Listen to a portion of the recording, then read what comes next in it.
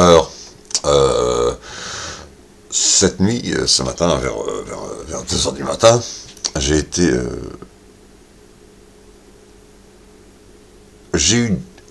on a pu voir sur KTO l'exemple même de ce que donne un extrait d'une Bible tiré hors du contexte.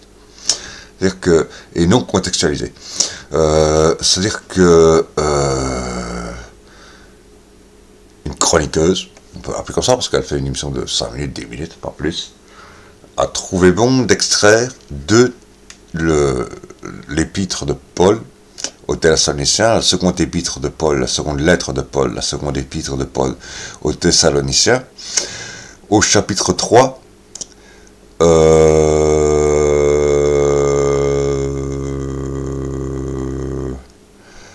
verset 10.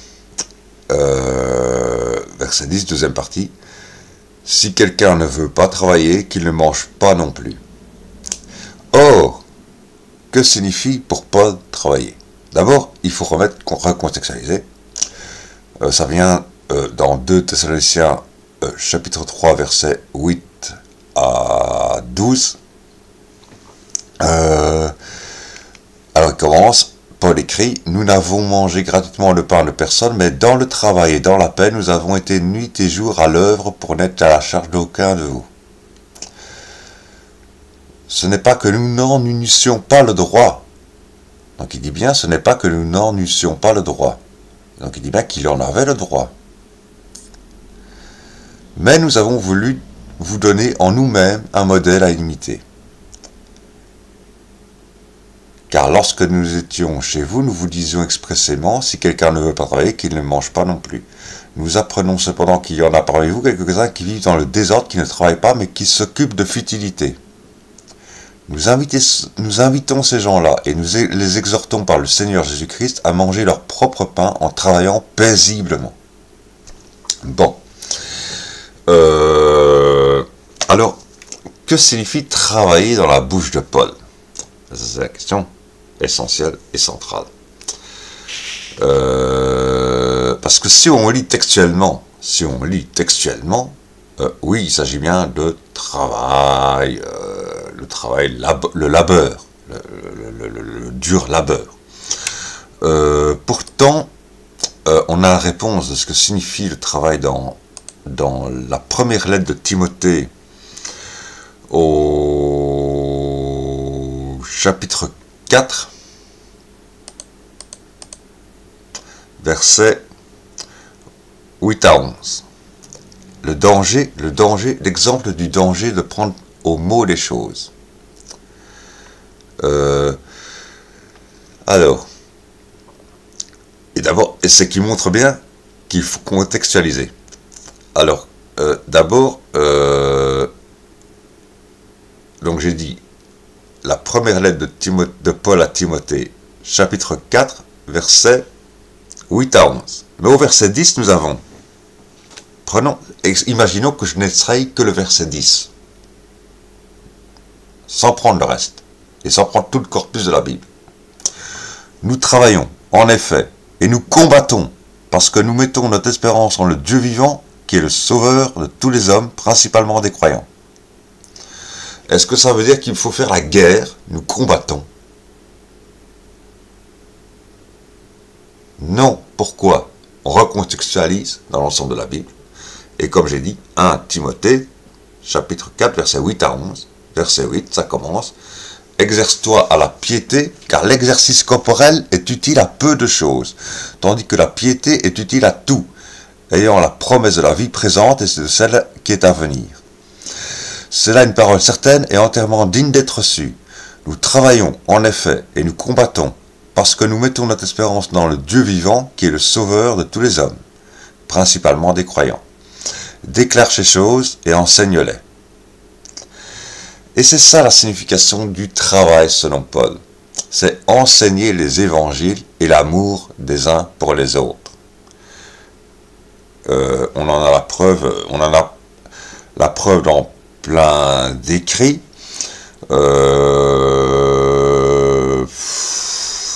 Vous les citez tous, je veux bien. Dans Romains 16, chapitre 16, verset 12, dans la première lettre aux Corinthiens, chapitre 3, verset 8, chapitre 4, verset 12, chapitre 9, verset 6, chapitre 15, verset 10, chapitre 15, verset 58, chapitre 16, verset 10. Donc dans 1 Corinthiens, c'est bourré d'exemples.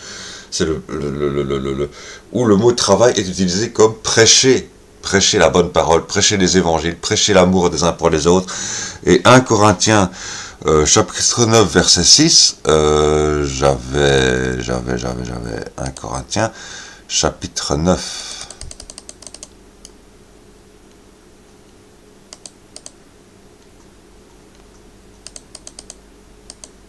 Verset 6. Ah oui. Voilà, c'est ça. Et là, on en revient à un rappel. En fait, je conseille de lire la première lettre de Corinthiens, chapitre 9, verset 1 à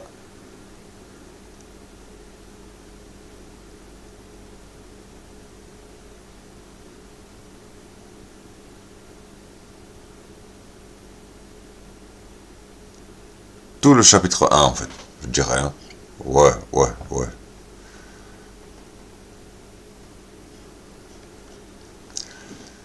Mais bon, tout le chapitre 9, je veux dire, tout le chapitre 9, la première épître de Corinthiens, tout le chapitre 9, tout le chapitre 9.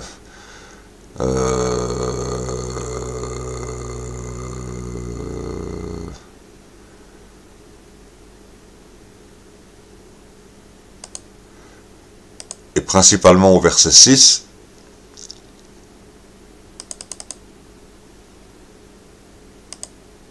où il est écrit, ou bien est-ce que moi seul et Barnabas, nous n'avons pas le droit de ne point travailler. Donc voilà, donc il dit bien, hein. Là il entend le travail physique.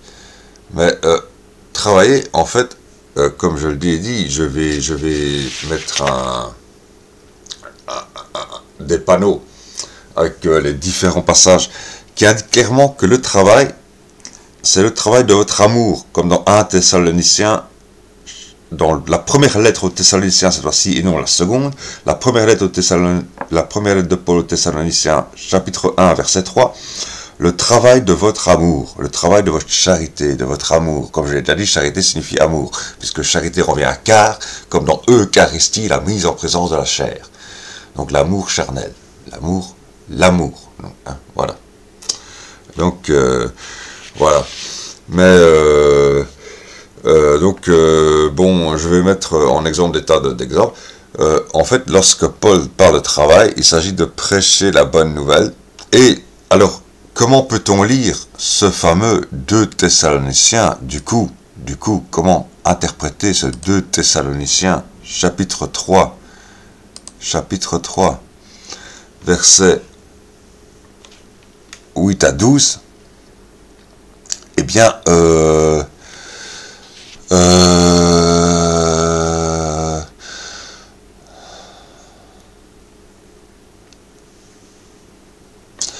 voilà, chapitre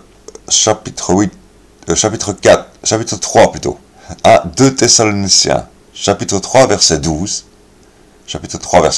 nous invitons ces gens-là, donc ceux qui vivent dans le désordre, qui ne travaillent pas, mais qui s'occupent de futilité. Verset 11 du chapitre 3. C'est-à-dire des gens qui ne s'occupent pas de prêcher la parole de Dieu, qui ne s'occupent pas de l'évangile en quelque sorte, d'annoncer les temps, hein, voilà.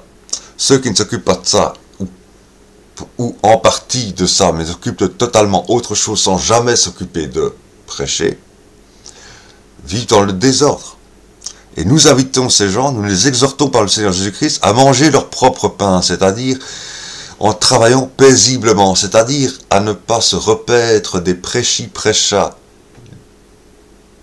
d'un quelconque curé, comme on pourrait dire de nos jours, bien qu'à l'époque ça n'existait pas, mais en allant chercher dans les textes et dans les témoignages des disciples, etc. En fait, c'est la fameuse phrase de Jésus, de Dieu, de Dieu, que ce que Dieu déclare à Adam lorsqu'il l'a chassé du jardin d'Éden, tu gagneras ton pain à la sueur de ton front. Or, le front, c'est pas les mains. Dans la Bible de l'Ancien Testament, lorsqu'on parle d'une activité physique, on parle des mains. Des mains ou des pieds éventuellement, mais des mains principalement. Donc, il n'a pas dit à la force de tes bras, ou les bras aussi, oui, les bras, les mains, les membres virils, comme on dit, hein, les membres d'activité. Que dans l'Ancien Testament, lorsqu'on parle de travail physique. Faire de ses mains et de ses mains, lorsque Dieu agit concrètement dans la vie réelle de tous les jours, on dit « et il étendit la main » et il frappa de sa main, etc., etc., etc., etc. Hein? Donc c'est les mains qui sont indicateurs d'activité. Par contre, le front est lui facteur, non pas la sueur du front, c'est pas la sueur du travail due au travail physique, c'est la sueur due au travail intellectuel, la recherche intellectuelle. Et là, je relirai ça à d'autres articles que j'ai fait sur d'autres blogs, sur le fait que la principale cause d'évolution de l'humanité a été que par son intelligence, l'être humain a voulu s'échapper du travail physique dur et lourd que lui imposait la nature, en créant des techniques, puis qui sont devenues de nos jours des technologies, lui permettant d'échapper au travail physique dur et lourd. Justement, c'est ça le moteur d'évolution de l'humanité. C'est en clair. Et donc, Dieu déclare à Adam, lorsque Dieu chasse Adam de l'Éden, tu gagneras désormais tu gagneras ton pain à la sueur de ton front, c'est-à-dire ton pain, et le sachant que le pain, dans la Bible hébraïque, signifie non pas le pain physique, mais le pain spirituel, c'est-à-dire ce qui relie l'homme à Dieu. Tu gagneras ce qui te relie à moi en réfléchissant. En réfléchissant sur quoi? Sur les textes que Dieu envoie quand même, par bonté, de prophète en prophète jusqu'au Messie et jusqu'aux prophètes qui les suivent, puisque Paul dit respecter les prophètes, donc il indique clairement qu'il y aura des prophètes qui suivront, non pas un, mais des. Hein, la prophétie continue. Et donc, à réfléchir sur base de ces textes que Dieu nous envoie. Voilà. Et c'est notre tâche, c'est ça. Comme je dis, en travaillant, et nous invitons ces gens-là, nous les exhortons par le Seigneur Jésus-Christ à manger leur propre pain en travaillant paisiblement. Pas en travaillant durement, ce qui indiquerait un travail physique, en travaillant paisiblement, c'est-à-dire dans la paix. Dans la paix, donc dans l'amour.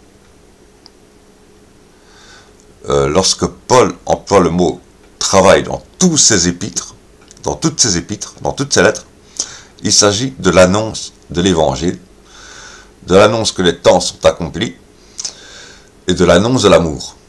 L'amour des uns pour les autres. Prêcher l'amour des uns pour les autres. Il s'agit de prêche, et non de travail.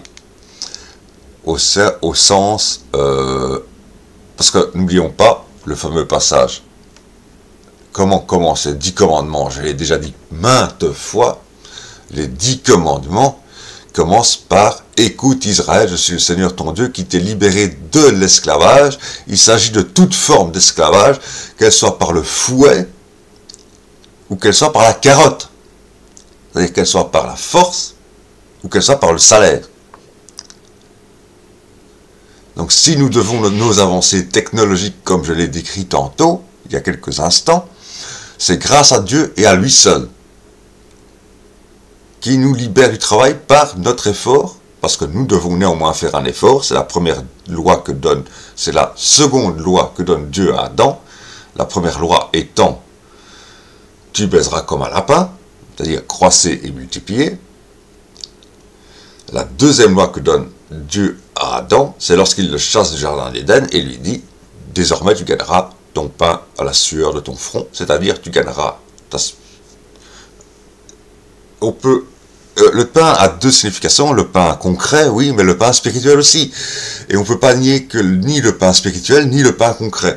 Donc ça peut signifier tant le pain spirituel à la sueur de ton front, mais comme il envoie des prophètes, finalement la sueur du front est très réduite, elle nécessite simplement la lecture et l'interprétation, ce qui est bien utile. Et le pain physique, lui, eh ben, c'est grâce au travail intellectuel, comme j'ai dit. Grâce au travail intellectuel, nous sommes petit à petit libérés de la contingence naturelle que constitue le travail. Le travail n'est pas une invention humaine, c'est une contingence naturelle. Ce qui est une invention humaine, c'est toutes les technologies et techniques qui permettent d'échapper à cette contingence naturelle qu'est le travail. Ça, c'est effectivement les œuvres humaines. Voilà. Grâce à Dieu, puisque, voilà, c'est Dieu qui nous a donné notre cerveau pour que nous nous en servions. Voilà. Donc c'est les dangers lorsqu'on lit un texte en tirant une partie totale, en tirant une seule phrase de tout un corpus biblique. Et c'est évidemment le danger de la déformation et de la désinformation je dirais c'est typique